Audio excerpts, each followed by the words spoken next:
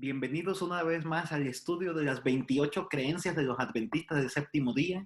En este momento estudiaremos la creencia número 3, titulada Dios el Padre. Para iniciar con nuestro estudio, les voy a invitar ahí donde están que podamos inclinar las cabezas para orar. Vamos a orar. Nuestro Dios y nuestro Padre, santificado y glorificado sea tu nombre en esta hora, Señor. Gracias te damos por la vida. Gracias por tus bondades, por tu amor, por tu paciencia. Gracias porque a pesar de que somos pecadores, nos amas tanto que nos invitas a cambiar.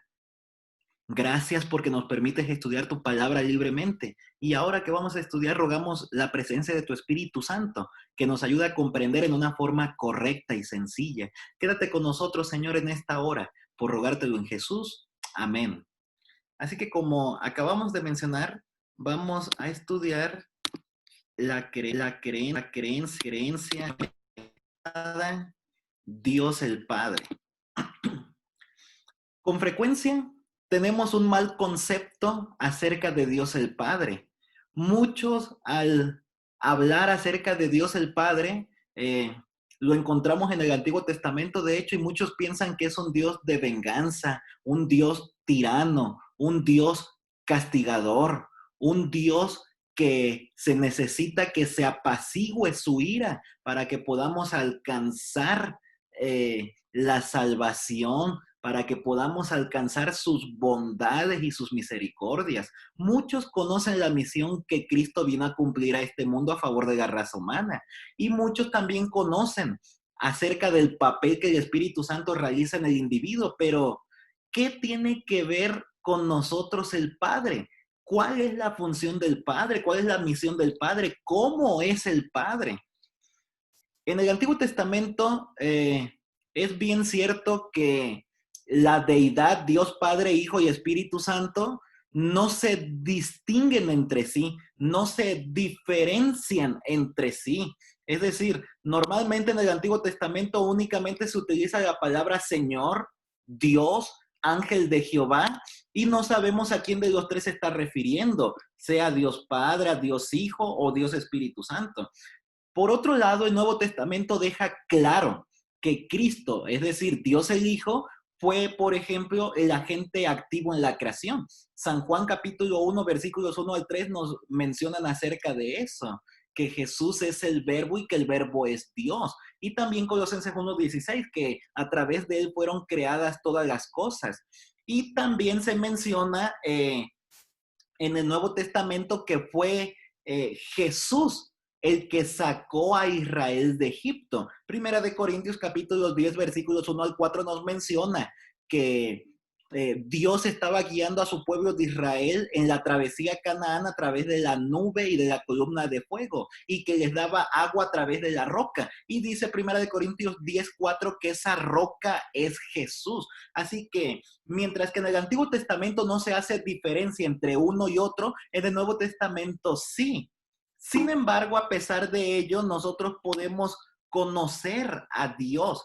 Miren que la escritura bíblica nos menciona que ningún pecador jamás ha visto a Dios. Sin embargo, aunque no tenemos una fotografía de Dios Padre, Dios demostró su carácter tanto por sus hechos de misericordia como por sus bondades, tal como dio la descripción de sí mismo a Moisés, por ejemplo.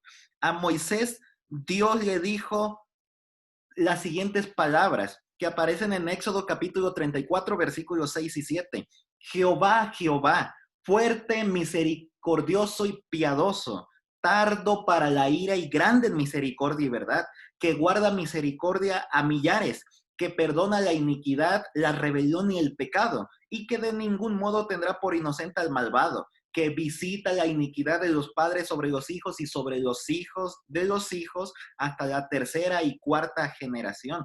De tal manera que nosotros conocemos que Dios es un ser misericordioso, tardo para enojarse, grande en amor y bondades. Sin embargo, la misericordia no perdona ciegamente. Al mismo tiempo que Dios es misericordioso, también está guiado por un principio de justicia. Por lo tanto, los que rechazan la misericordia divina en algún momento tendrán que cosechar el castigo de su iniquidad. También a Dios Padre lo conocemos como aquel Dios del pacto. Por lo tanto, por cuanto Dios quiere estar en relación perdurable con sus hijos y con su pueblo, Dios estableció pactos solemnes con personas tanto como Noé y Abraham, por mencionar algunos ejemplos. En Génesis 9, 1-17 encontramos por allí que Dios estableció un pacto con Noé después del diluvio, diciendo que nunca jamás volvería a exterminar a la raza humana a través del diluvio, y le dio un pacto en las nubes, el arco iris. También a partir de Génesis capítulo 12, capítulo 13, capítulo 15, capítulo 17, inclusive hasta el capítulo 22, se mencionan los pactos que Dios tuvo con Abraham, que estableció con él, diciendo, mira, de ti nacerá una nación grande que no las podrás contar como las estrellas del cielo. Es más, por cuanto no rehusaste dar a tu hijo único, a Isaac, para mí, yo también estableceré mi pacto para contigo y tu descendencia será incontable como la arena, como el polvo, como las estrellas del cielo. Dios dando pactos para establecer relaciones perdurables con su pueblo, con los seres humanos. También encontramos a Dios como el Redentor. Dios Padre, en el libro de Éxodo, encontramos que milagrosamente fue quien sacó a la nación de esclavos que se encontraba en Egipto para llevarlos a la región de Canaán. Y este es el gran acto redentor, el que constituye el telón de fondo en todo el Antiguo Testamento, y provee también un ejemplo del anhelo que Dios siente de ser nuestro redentor también hoy, tal como en antaño Dios sacó con mano poderosa al pueblo de Israel de Egipto para llevarlo a la Canaán terrenal. En este tiempo Dios también, siendo nuestro redentor, quiere sacarnos del Egipto de pecado para llevarnos a la Canaán celestial, es decir, al reino de los cielos. Dios Padre como nuestro redentor, Dios Padre también como nuestro refugio. El rey David, por ejemplo, consideraba a Dios como a alguien en quien podemos encontrar refugio, muy a semejanza de las 6 ciudades de refugios israelitas que aparecen por allá en el Pentateuco, específicamente por allá en el libro de Números. El tema de refugio que aparece repetidamente en los Salmos es interesante, que describe tanto a Cristo como al Padre siendo refugios, de tal manera que Dios es nuestro refugio, nuestro pronto auxilio en las tribulaciones. Dice Salmos 46:1, por ejemplo. Salmos 125:2 dice, como Jerusalén tiene montes alrededor de ella, así Jehová está alrededor de su pueblo desde ahora y para siempre. Dios, nos presenta el salmista, es nuestro refugio. Por lo tanto, el más grande anhelo de Dios es Dios mismo a través de su presencia estar entre su pueblo. Dios mismo protegernos, liberarnos, ser nuestro refugio. Dice Salmo 62:8, esperad en él, en Jehová, en todo tiempo, oh pueblos, derramad delante de él vuestros corazones. Dios es nuestro refugio. Por cuanto Dios es nuestro refugio, Dios está al tanto de todo lo que nos sucede. También encontramos en el Antiguo Testamento que Dios Padre es un Dios perdonador. Por ejemplo, cuando el mismo rey David, después de haber cometido adulterio y asesinato, rogó con profundo anhelo a Dios Padre, diciendo, ten piedad de mí, oh Dios, borra mis rebeliones, no me eches de delante de ti y no quites de mí tu Santo Espíritu. Esto aparece en el Salmo 51, versículos 1 y versículo 11. Y después de que David hiciera este pedido, esta oración, este reconocimiento de su pecado, se sintió reconfortado por la seguridad de que Dios es maravillosamente misericordioso. Dios es grande en amor y grande también en perdonar. También encontramos en el Antiguo Testamento que Dios es un Dios de bondad. Dice por allí el Salmo 146, versículos 7 al 9, que Dios es el que hace justicia a los agraviados, que da pan a los hambrientos. Jehová liberta a los cautivos. Jehová abre los ojos de los ciegos. Jehová levanta a los caídos. Jehová ama a los justos. Jehová guarda a los extranjeros. Al huérfano y a la viuda sostiene. Qué maravilloso pues es el cuadro de Dios que presentan los salmos. Por lo tanto, el Antiguo Testamento nos revela que Dios Padre no es aquel ser tirano que nosotros encontramos en el Antiguo Testamento al encontrar aquellas citas, por ejemplo, que mencionan ojo por ojo y diente por diente. Dios no es un Dios vengador. Dios no es un Dios al que se le tiene que apaciguar con ira. Al contrario, Dios es un Dios misericordioso. Dios es un Dios de pacto. Dios es un Dios de refugio. Dios es un Dios de bondad. Y también Dios es Dios de fidelidad. A pesar de la grandeza de Dios, Israel pasó la mayor parte del tiempo apartado de él. Qué contradictorio. Dios está queriendo ser parte de su pueblo. Dios inclusive quiso vivir entre su pueblo, mandando a hacer un santuario para vivir en medio del pueblo. Y a pesar de todo eso, a pesar del anhelo de Dios, a pesar de las bendiciones que Dios da, Israel lamentablemente pasaba la mayor parte de su tiempo apartado de Dios, posiblemente como nosotros hasta el día de hoy.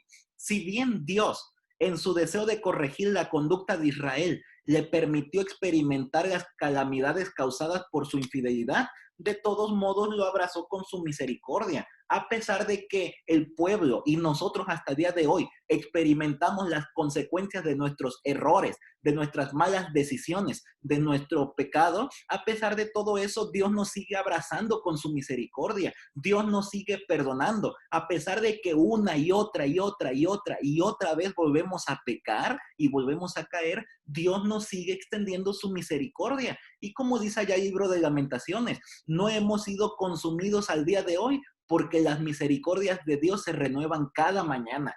Qué grande cuadro presenta el Antiguo Testamento de Dios Padre. Dios es un Dios al mismo tiempo también de salvación y de venganza. Miren que el concepto o la definición que hace el Antiguo Testamento de Dios como un Dios de venganza debe ser colocada en el contexto de la destrucción del pueblo de los malvados. Por ejemplo, a través del día del Señor, los profetas revelan las acciones de Dios en defensa de su pueblo al fin del tiempo. ¿Qué queremos decir con esto? Que el día de venganza, el día del Señor, el día del juicio final, será un día de liberación y salvación para el pueblo de Dios, mientras que por el contrario será un día de venganza no sobre la gente buena ni que buscó a Dios, sino sobre los enemigos de Dios, los que lamentablemente serán destruidos. Miren, por ejemplo, cómo lo menciona Isaías 35:4. Decid a los de corazón apocado, esforzaos, no temáis. He aquí que vuestro Dios viene con retribución, con pago. Dios mismo vendrá y os salvará. Miren que en esta cita bíblica se presenta a Dios viniendo para dar el pago, para aplicar la venganza, pero esto está relacionado en la última parte del texto bíblico que leímos con la salvación. Mientras que es un día de salvación para el pueblo de Dios, va a ser lamentablemente un día de venganza para todas aquellas personas que no decidieron entregar su vida a Dios. He ahí la importancia de entregar ya nuestra vida a Dios, de no permitir que ese día de venganza sea un día de venganza y retribución para nosotros, sino un día de liberación y de salvación. También en el Antiguo Testamento podemos encontrar la imagen de un Dios paternal. Dirigiéndose a Israel, por ejemplo, Moisés se refirió a Dios llamándolo su padre, que los había redimido. Inclusive también por la redención, Dios adoptó a Israel como su hijo. En el Antiguo Testamento podemos encontrar que por cuanto Dios es el que sacó con mano poderosa a Israel de Egipto, Dios es considerado padre de Israel por cuanto es su redentor. Y en otras partes del Antiguo Testamento también encontramos la imagen de un Dios paternal relacionada con la creación. Por lo tanto, Dios es padre del ser humano tanto por creación como por redención. ¿Qué de la imagen de Dios Padre en el Nuevo Testamento? El Dios del Antiguo Testamento no difiere del Dios del Nuevo Testamento. Dios, el Padre, está revelado, por ejemplo, en el Nuevo Testamento como el originador de todas las cosas, el Padre de todos los verdaderos creyentes, y en un sentido también sumamente especial como el Padre de Jesucristo mismo. Por ejemplo, el Padre de toda la creación. Pablo identifica al Padre distinguiéndolo de Jesucristo. Nosotros podemos encontrar ahí, por ejemplo, en Primera de Corintios capítulo 8, versículo 6, esta distinción. Dice, para nosotros, sin embargo, solo hay un Dios, el Padre, del cual proceden todas las cosas, y nosotros somos para Él. Y ahí está hablando de Dios Padre como creador, de Él proceden todas las cosas.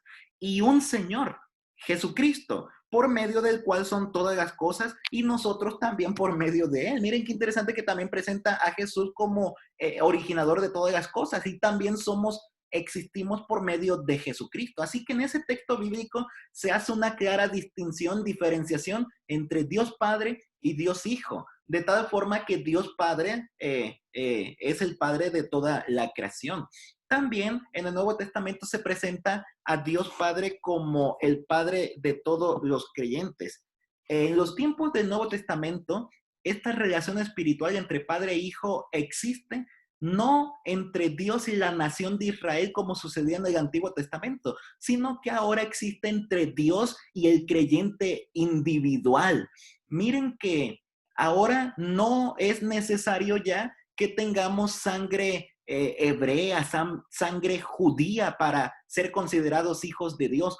Toda aquella persona que cree en Dios y que está dispuesta a entregar su vida a Dios es considerado un hijo de Dios, tal como lo menciona por allá Romanos capítulo 8, versículo 14. Y Jesús provee todos estos parámetros que guían a tener una relación especial con Dios. En Mateo 5:45, Mateo 6:6 al 15, allí se nos presenta que por cuanto nosotros somos capaces de amar a nuestros enemigos, nuestro Padre también nos amará y nos considerará sus hijos. Por cuanto nosotros somos capaces de entrar en nuestro aposento cerrado y orar a nuestro Padre que ve en lo secreto, nos recompensará en público. Inclusive allí se nos menciona que Jesús enseñó cómo orar y dijo, oren de esta manera, Padre nuestro que estás en los cielos. Así que el Nuevo Testamento nos presenta a Dios Padre como el Padre de todos los creyentes. Qué imagen tan extraordinaria de Dios.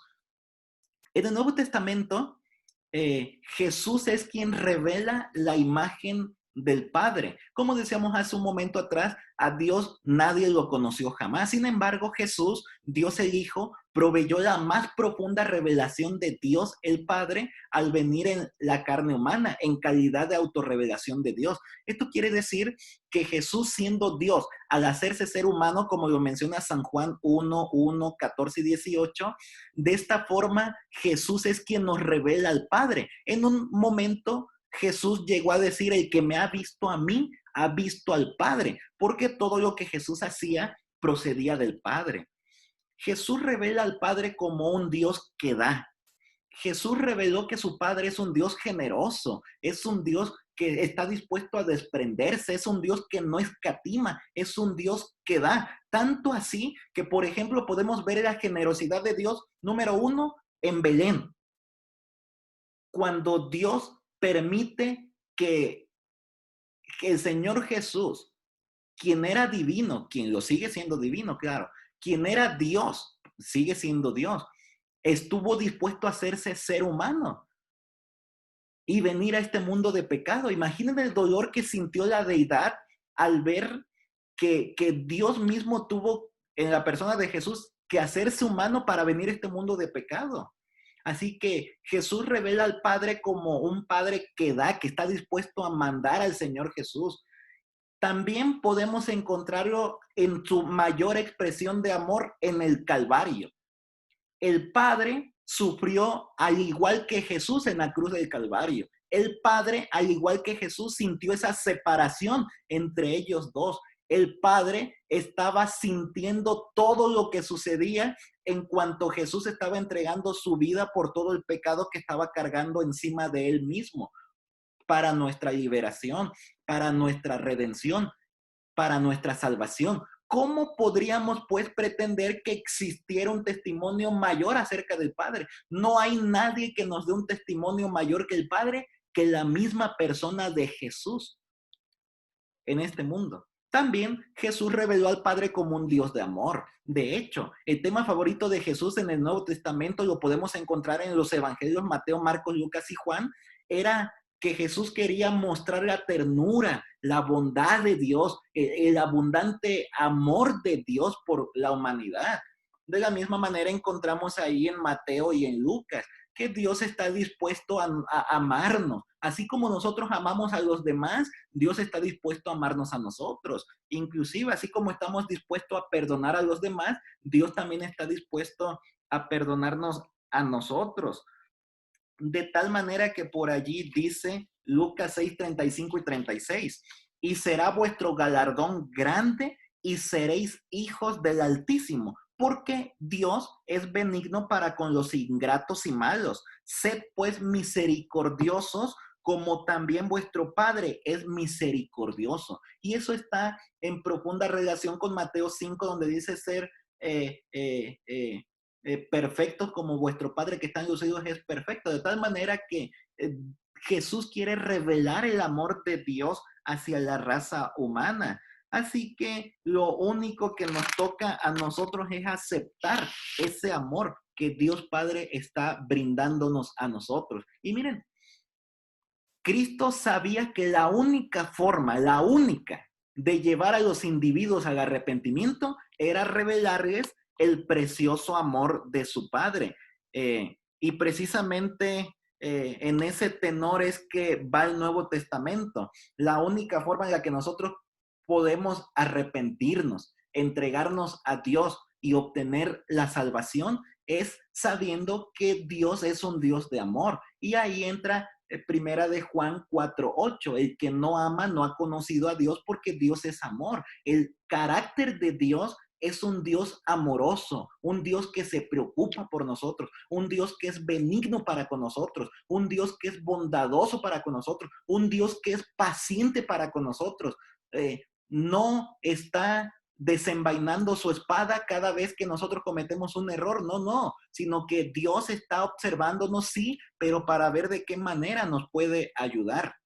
Finalmente, en el Nuevo Testamento, en Lucas capítulo 15, encontramos 3 de las parábolas que Cristo llegó a contar, de las tantas que mencionó, que describen ellas la preocupación amorosa que Dios siente por la humanidad perdida. Por ejemplo, en esas 3 parábolas, número 1 aparece la parábola de la oveja perdida, y esta enseña que la salvación viene a nosotros no por iniciativa nuestra, sino por iniciativa de Dios, por iniciativa del pastor. La oveja se perdió y aún así el pastor muestra su grande amor por ella, que deja las 99 y está dispuesta a ir a buscar a aquella que está extraviada. Es decir, nosotros no estamos buscando a Dios, Dios nos está buscando a nosotros. También esta parábola de la oveja perdida muestra un significado cósmico. La oveja perdida representa nuestro mundo rebelde. Nuestro mundo rebelde, podríamos decir, representa un pequeño átomo en el vasto universo que Dios creó. El hecho de que Dios haya entregado el costoso don de su Hijo con el fin de restaurar a nuestro planeta al redil, indica que nuestro mundo caído, nuestro mundo es tan precioso a la vista de Dios, tanto como el resto de su creación y todos los demás mundos que no cayeron en pecado. Miren qué pensamiento tan extraordinario. Dios nos ama tanto que no permitió que nos perdiéramos, no permitió que nos fuéramos a la muerte eterna.